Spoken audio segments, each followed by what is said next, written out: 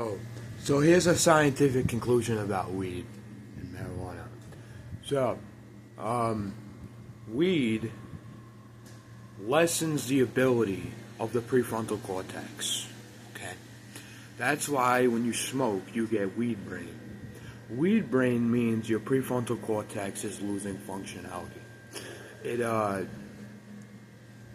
doesn't allow for prefrontal cortex, your electromagnetic pulses, which are your thoughts, to hit your prefrontal cortex. Okay?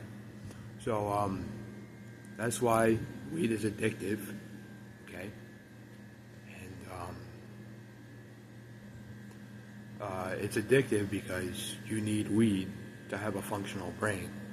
And when I say functional, I mean semi-functional. Okay? It'll allow you to, be able to feel relief of not being able to use your prefrontal cortex.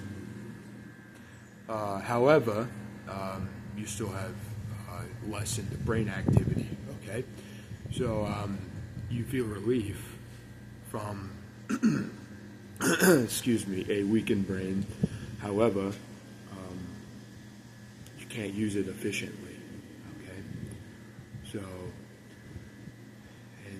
Sometimes the things you think of when you're on weed is very traumatic, and there's no possible way, unless you wrote it down and concluded it while high, which is extremely hard to do, and only a very small percentage of the population can do it, and then heal from it at the same time. And those people go to college, okay, and they heal in college, unless you're me, okay, but it is very traumatic to conclude that while on weed. Even more traumatic than if you were to do it sober. Okay, it's not as traumatic sober. All right, so weed is detrimental to your brain's health, bro. Scientifically, based off of the prefrontal cortex, weed brain, and the fact that it's addictive because of that. So, and a lot of people use it to handle their emotions, which doesn't work at all as well.